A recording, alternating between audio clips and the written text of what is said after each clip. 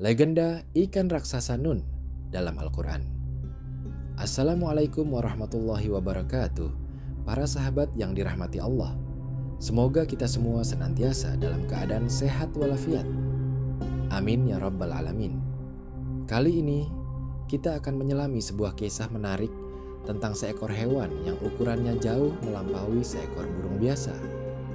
Konon, hewan legendaris ini memiliki kemampuan menelan makanan seluas perjalanan kaki selama 1 bulan, hanya dalam 1 tegukan saja.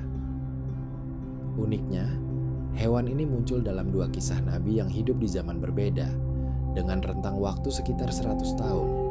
Maka dari itu, pada kesempatan ini, kita akan mengupas tuntas legenda ikan raksasa Nun dalam Al-Quran. Ketika kita berbicara tentang ikan Nun, seekor ikan raksasa yang sering disebut-sebut, tentu pembahasan kita takkan lepas dari kisah seorang Nabi Agung bernama Nabiullah Yunus alaihissalam. Kisah tentang Nabi Yunus dan ikan Nun ini terabadikan dalam Al-Quran, tersebar di beberapa surat seperti Yunus, Al-Anbiya, Asy-Syafa'at, dan Al-Qalam. Kita akan menguraikan 2 episode penting terkait ikan Nun ini.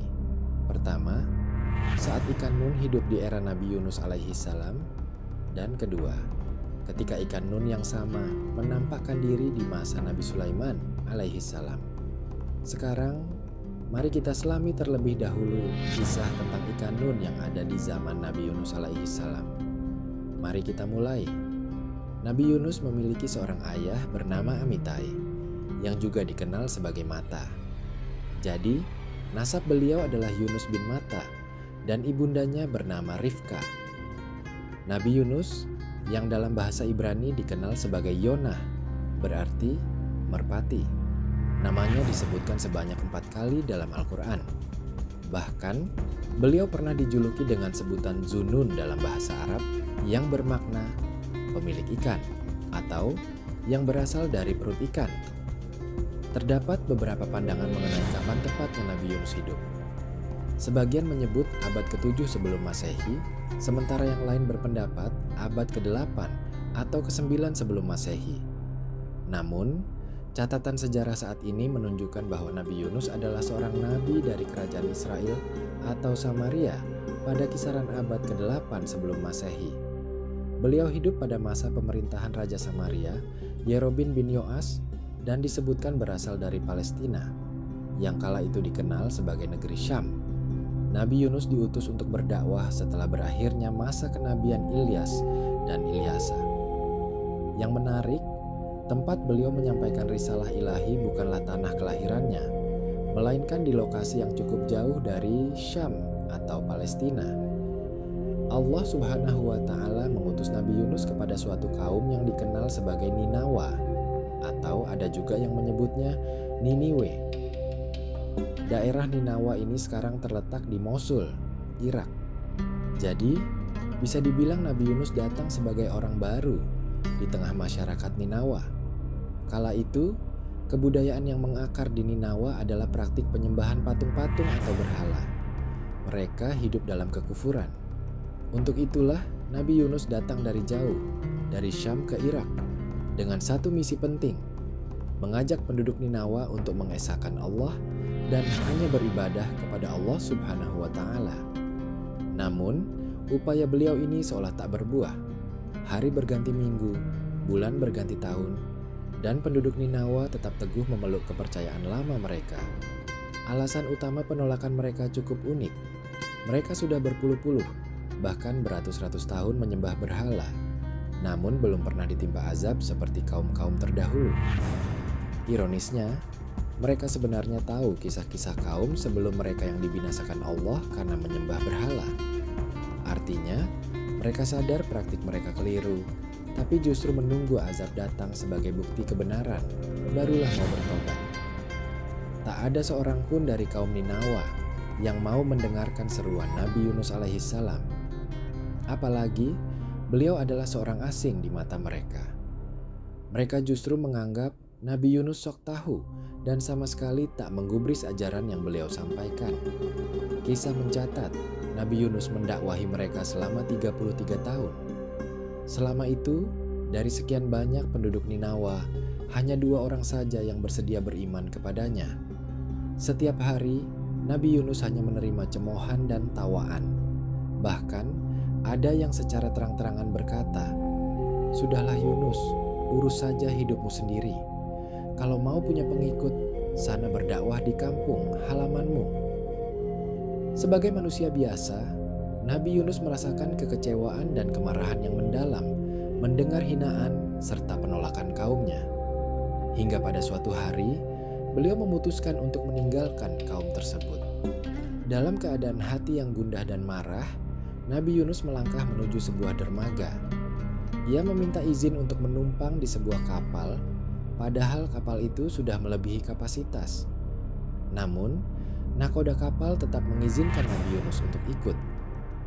Kisah ini terabadikan dalam Al-Quran yang menyebutkan Nabi Yunus sebagai Zunnun. Dan ingatlah kisah Zunnun, Yunus, ketika dia pergi dalam keadaan marah, lalu dia menyangka bahwa kami tidak akan menyulitkannya, maka dia berdoa dalam keadaan yang sangat gelap. Tidak ada Tuhan selain Engkau, Maha Suci Engkau. Sungguh, aku termasuk orang-orang yang zalim. Qasqatantu Al-Anbiya 87-88. Tak lama setelah kepergian Nabi Yunus alaihi salam, tanda-tanda azab Allah Subhanahu wa Ta'ala mulai muncul di atas kaum Ninawa yang ditinggalkannya. Tiba-tiba, langit berubah menjadi merah menyala, seolah-olah kobaran api yang membara. Penduduk Ninawa pun dilanda ketakutan yang luar biasa. Mereka baru tersadar akan peringatan dari Nabi Yunus alaihi salam. Namun, apa daya, Nabi Yunus sudah tidak ada bersama mereka. Mereka diliputi kebingungan kepada siapa harus meminta pertolongan. Ingatan mereka kembali pada nasib kaum-kaum durhaka di masa lalu yang telah dibinasakan Allah Subhanahu wa Ta'ala. Menurut tafsir Ibnu Katsir, warga Ninawa saat itu menyadari kesalahan besar mereka karena telah menghina dan mendustakan risalah yang dibawa Nabi Yunus. Ketika langit memerah, seluruh penduduk Ninawa berbondong-bondong pergi ke hamparan padang pasir. Di sana, mereka mulai berdoa dan memohon ampunan kepada Allah Subhanahu wa Ta'ala. Dikisahkan, mereka berdoa selama 40 malam. Dan akhirnya, Allah Subhanahu wa Ta'ala berkenan memberikan pengampunan serta membatalkan azabnya yang seharusnya menimpa mereka.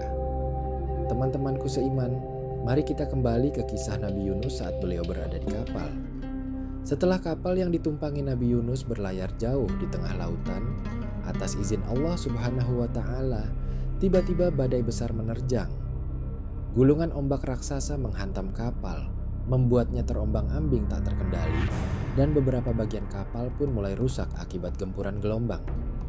Kapal itu perlahan terlihat akan tenggelam. Sang nahkoda dan seluruh penumpang mulai berpikir keras mencari cara agar kapal mereka tidak karam. Akhirnya, mereka memutuskan untuk membuang semua barang bawaan demi mengurangi beban kapal, berharap bisa menstabilkannya kembali.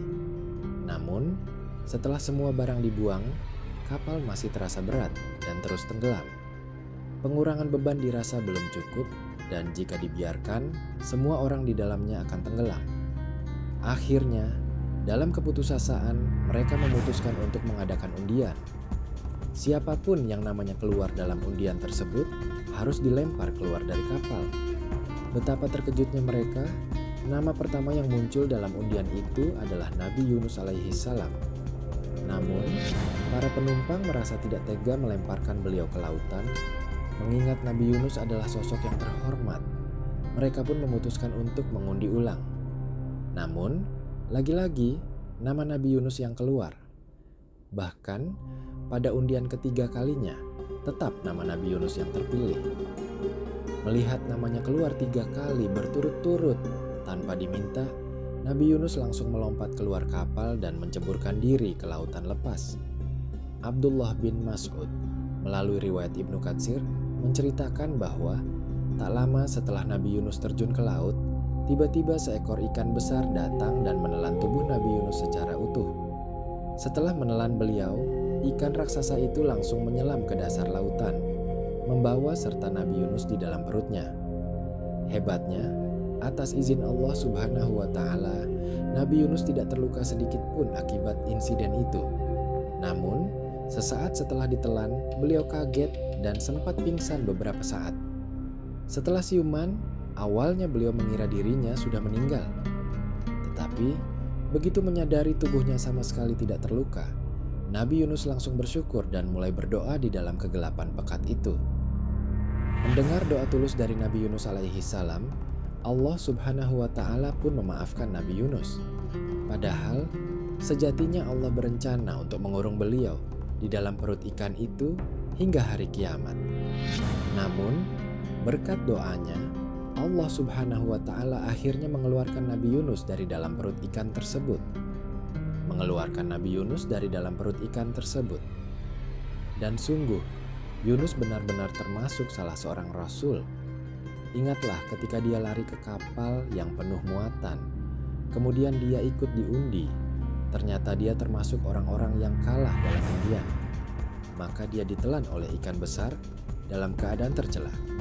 Maka sekiranya dia tidak termasuk orang yang banyak berzikir, bertasbih kepada Allah, niscaya dia akan tetap tinggal di perut ikan itu sampai hari kebangkitan.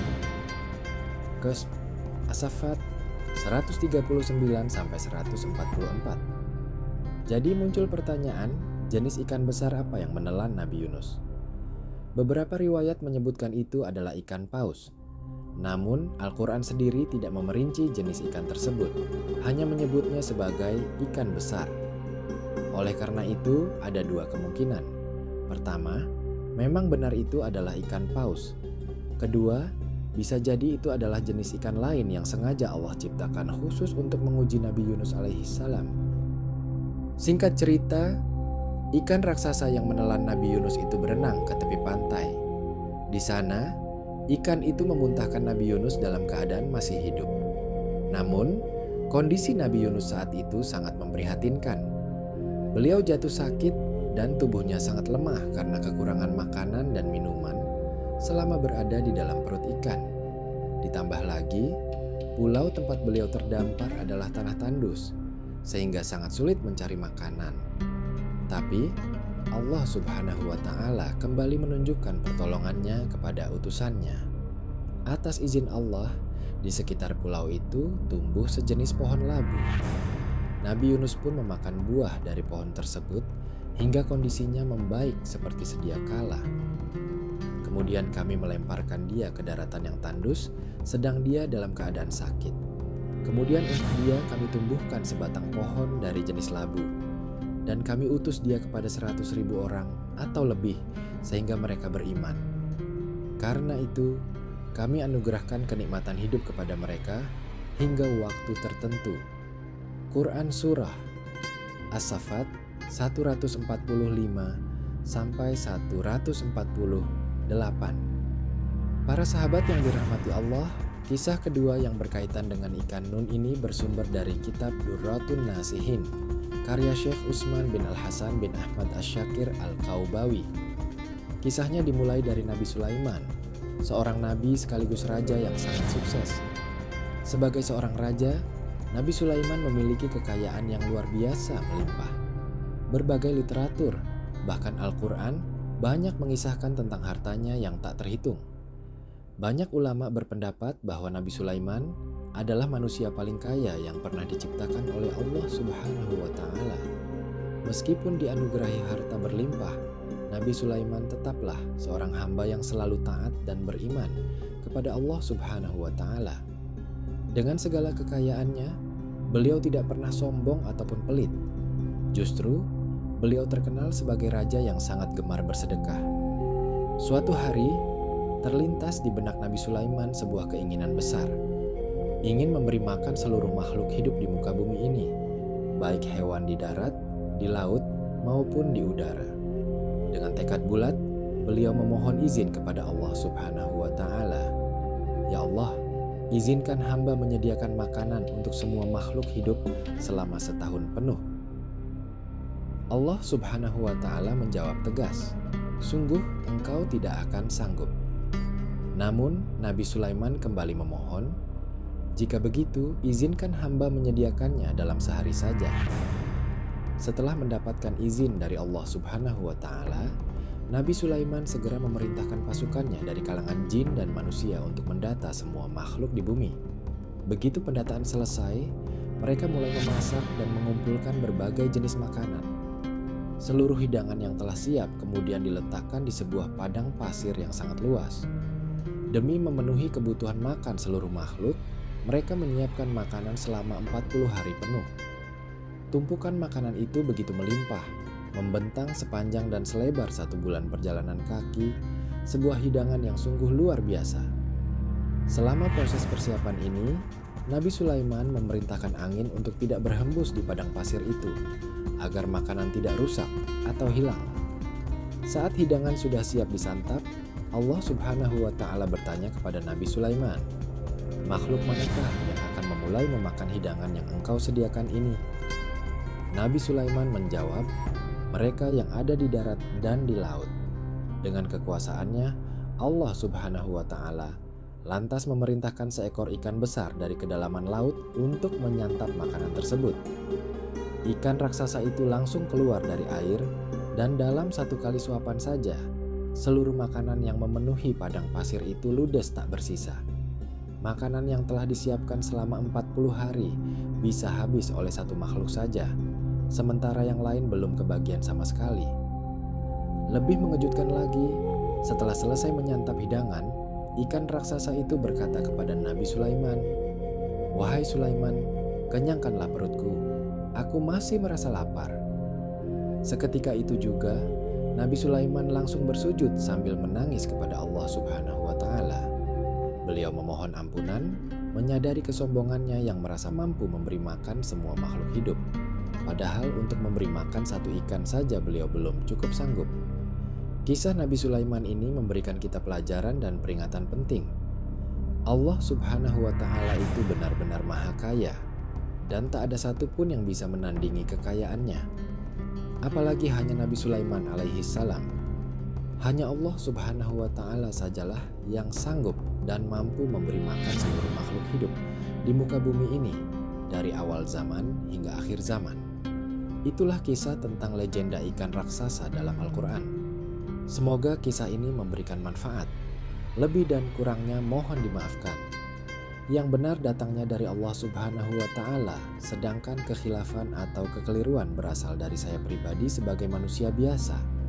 Sampai jumpa di kisah-kisah seru penuh makna selanjutnya. Wassalamualaikum warahmatullahi wabarakatuh.